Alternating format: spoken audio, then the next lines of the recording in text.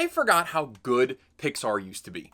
These last couple of years have been pretty bad for the company, and Disney's reputation in general isn't great, so it's easy to fall into a rut and forget the achievements of Pixar past. So the other day, my kids decided to watch Monsters, Inc., and I was passing to the living room as it started, and I was shocked to recall just how tight this writing is. The intro to this movie gets so much done in just a few minutes, and it does it without an info dump or a boring monologue. There's a blend of informative but natural dialogue and visual storytelling here that is simply top-notch. And it got me thinking about the newer Pixar projects and how they've kind of lost their way. So let's take a look at all the information and setup that Monsters, Inc. gives us in only about 10 minutes, and then, after we've sufficiently praised it, let's look at some of their modern movies to see how they kind of fall short. You know, Monstropolis might run on Scream, but my channel runs on you watching and hitting the like button. I've never seen anything like you today. You are on a roll, my man. Thanks, Mike.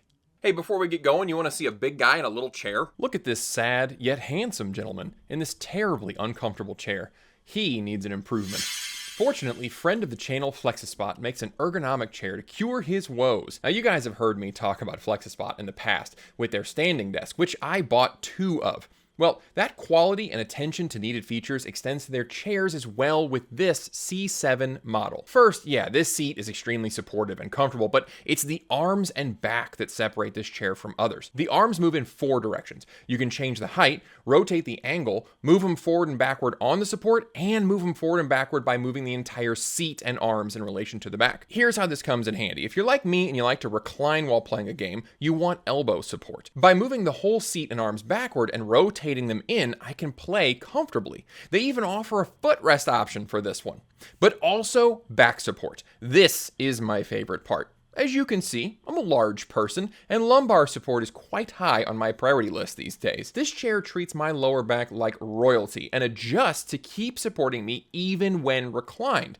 The headrest also comes up to meet me, which most chairs don't achieve. If you spend more than an hour a day sitting down, you need to take ergonomics seriously. Use the link below and use code C730 to get $30 off this excellent chair. Okay, right out of the gate, we see a great example of subversion. Now, subversion's gotten a pretty bad rap in the last several years because modern writers who would be better suited to churning out copy for BuzzFeed listicles, these writers have latched on to the idea of subversion, and they believe that it is the steroids of script writing, that it just instantly pumps up the work. Sadly, their understanding of what makes it interesting is about as surface level as the identity politics that usually drive these subversions. So they believe that merely changing a thing that is normally X into Y is so mind-blowing in and of itself that they just leave it there. Are you not entertained? Are you not entertained? Monsters, Inc. shows how subversion is done correctly by getting our attention, but then following it up with an exploration of what the subject is like now that it's been turned upside down. In this case, what if the monsters in our closets are both real and just average Joes doing a factory job instead of the scary, dangerous killers of our collective cultural mythology? What if scaring kids was a normal monster job and they punch in and out without thinking twice about it? It's just like we don't actually care about our spreadsheets and our slide decks. That's a cool starting idea, but we need to take it further. My go-to example for this is Batman versus Superman. Like, what if they fight? That's an amazing idea. Love this starting point. So, what else happens in the movie? Monsters, Inc. opens with a great setup. A kid is going to bed, but something is amiss. We've got spooky music, quick flash of a tentacle, but it's just his imagination. It's a shirt sleeve. We're building suspense like a horror movie. Then, when the monster is about to strike, the kid screams, and we get the subversion. The monster is just as nervous about all of this as the kid. Our suspense is resolved into comedy as this spiny horror trips over toys and lands on some jacks on the floor, and he runs around screaming, pulling himself around like a dog dragging its butt on your carpet as he tries to dislodge the spikes, and he's shrieking in pain.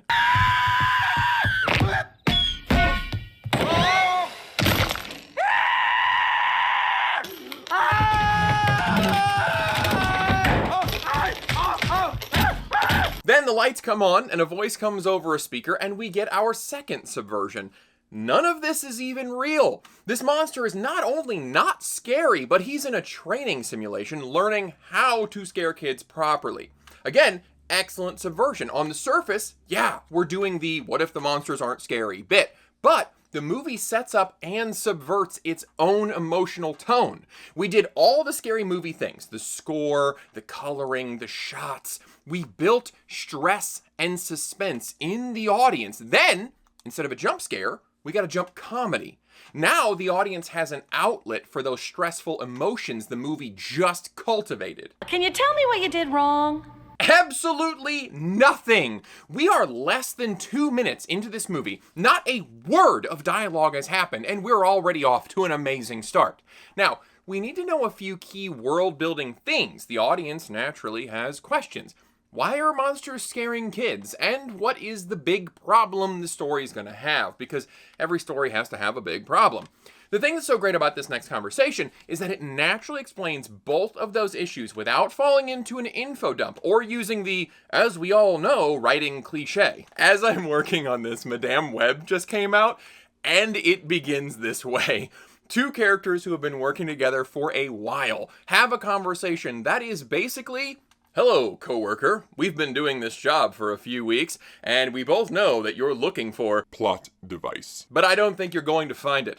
Also, a totally unrelated topic is that there's a local myth about Supporting element. and I just wanted to add that to our totally normal conversation. I'm gonna walk away now that I've said things out loud we both already know. Monsters, Inc. could have easily fallen into this. A lesser writer would have opened up with like Mike and Sully already on the scare floor, maybe going about their workday, and Mike commenting that they sure are getting tons of scream today from these kids, and that's good because scream means energy here at the Scream Energy plant we both work in.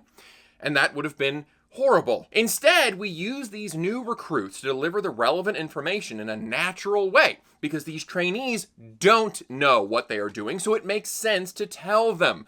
And we get that big problem foreshadowing when the trainer points out that the door was left open.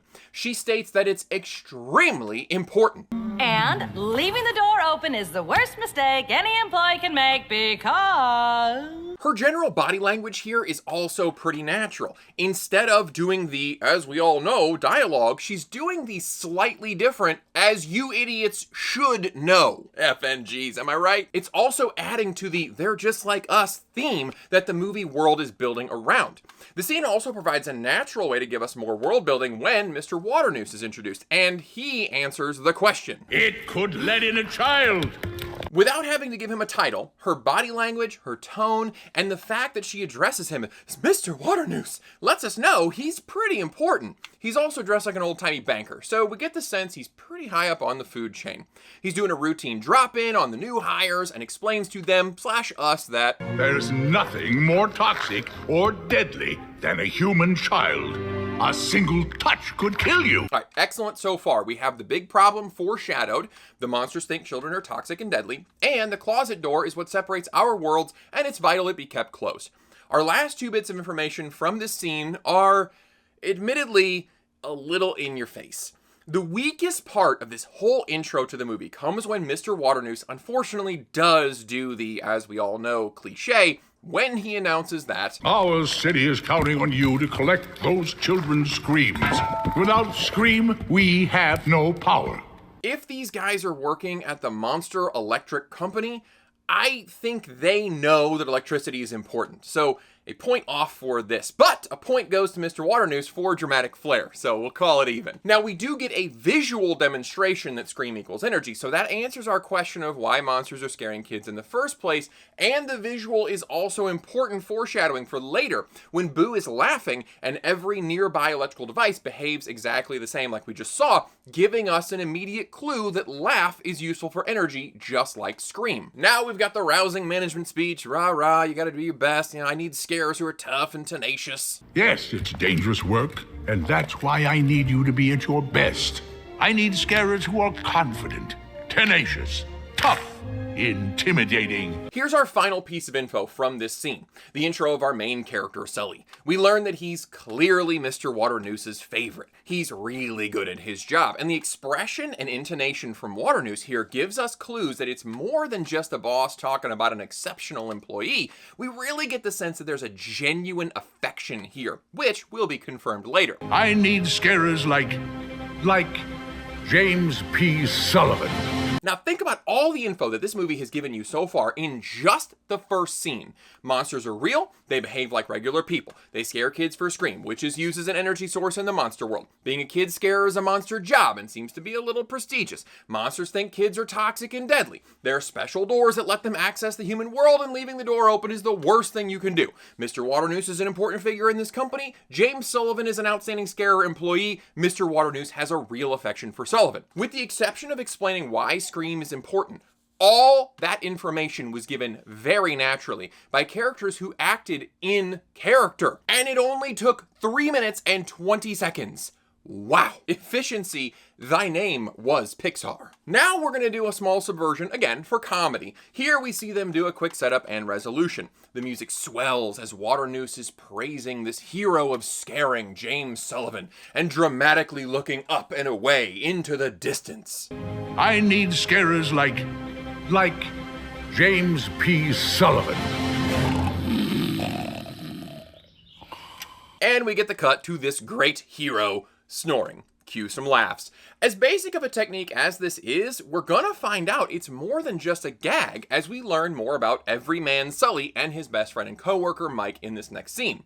We're gonna get some key pieces of info about both of these guys and a lot of world building through visual storytelling. First up, we have the wake-up call, and Mike is playing the part of the gym coach. Sully's a little overweight, he needs to train to stay on top of his scaring game. We get Billy Crystal being just great, but we're establishing the tones for these two characters. Mike is very excitable. He speaks loudly. Everything is an exclamation with this guy. Sully is following the program here, and he seems really dedicated, but already we can see he's the more relaxed character. We reinforce that kids are dangerous in this training. We get a nice comedy bit about fighting plaque, but even this emphasizes that Mike is passionate all the time about everything.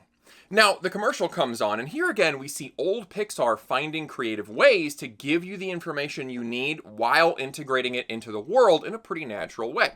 The commercial is a pretty straightforward world-building bit, and would almost be an info-dumping monologue if it weren't for how Mike and Sully react to it at the end. So we've got the obvious information: kids are harder to scare, Scream is harder to get, which is nice foreshadowing for why the Scream extractor machine is being invented. However, look at the reactions to the commercial. Sully is the typical nice guy everyman, and he's excited to see his co-workers get recognition in the commercial. I'm Monsters Incorporated. Hey, look, Betty! Mike is a good friend, and he's excited for his buddy to be featured. With the top scarers, the best refineries. Then at the end, we see Mike get covered by the logo, and things look awkward. Right away, we have a clue that Mike, while a loyal friend, enjoys attention, and it seems like he's going to be heartbroken about the snub. I can't believe it. Oh, Mike. I was on TV! Ah, did you see me? I'm a natural! Another subversion set up because he's actually thrilled. Then the phone rings and he talks about how great he was, and he mentions to Sully, It's your mom. What can I say? The camera loves me. This interaction gives us great background about the world, but think about what we know about these two guys now. Mike and Sully are clearly good friends and work together at the plant. Mike is very excitable and enjoys attention, probably because his friend is much larger and more popular. I mean, we just saw Mr. Waternoose describe his best scarer, James Sullivan, not some guy named Mike. However, we aren't seeing the typical jealous behavior of the less popular friend. We also see Sully as a chill everyman. He isn't shy about being featured in the commercial, but he also doesn't really seem to be puffed up about it. Really, he mentions other people, so he seems like a loyal friend and all-around likable fella. Now, we're leaving for work, and we're going to reinforce some of these character traits. First, Mike enjoys nice things, and he seems to think that he's maybe a little better than other people. He likes attention, and he likes flashy things, like this sports car. Now, the sports car bit is used for 3 purposes. Mike is an enjoyer of the fancy side of life, there's an energy shortage, and Sully is a guy who always does the right thing.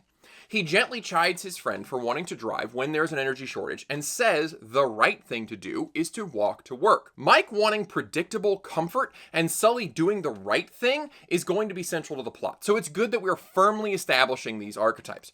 The rest of this scene provides nice visual world building. This looks like a city street full of apartments, just like our world, except there are accommodations for monsters of all shapes and sizes, like this little bug guy kissing his wife goodbye for the day, or this giant guy who's so big we can only see his feet. We have a cozy neighborhood vibe as the guys pass a food vendor, but the food is alien to fit the monster world. The guys are well known around here, and we get this line about Sully breaking the scare record. I hear somebody's close to breaking the old-time scare record. Just trying to make sure there's enough scream to go around. That's more clues to the plot, but also another reinforcement of humble, nice guy Sully, who isn't in it for the glory. You see how every line and scene here is either establishing or confirming character traits and plot points? They pass by some kids who they know, but their jump rope is one kid's tongue, and the jumping rhyme is about counting tentacles. We also get a little slime comedy as this guy falls through a grate, a problem that has obviously happened before. This world feels lived in. It's familiar enough that we know what everything should be, but warped enough to let us know that it's a monster world. And the artists at Pixar have always done a good job of playing around with the background details and really having fun customizing scenes like this. I like this street sign going from don't stalk to stalk. So we've got a solid idea of the premise and rules of the world, which have been reinforced. We have a good understanding of these characters' personalities and motivations. We've had some laughs. We've laid the groundwork for future developments, and we've only been here for 7.5 minutes. To wrap this intro up, we're going to head into work, meet a side character, meet our villain, and get the basis for the rivalry which will drive the plot. Right away, our mains are walking in and everybody knows them. It's a friendly office work environment. Sully is constantly Monster of the Month, and we again see that Mike struggles to get in the picture. We have another humble moment from Sully. Hey, Mr. Sullivan! Guys, I told you, call me Sully. Now we're going to get our side character intro for Cecilia, but really this tells us more about Mike. He's a loyal guy, loyal to his friend, and clearly in love with this woman. Even though he appreciates attention, he's not a Gaston-style figure. Remember, he's a main character. We want to like this guy.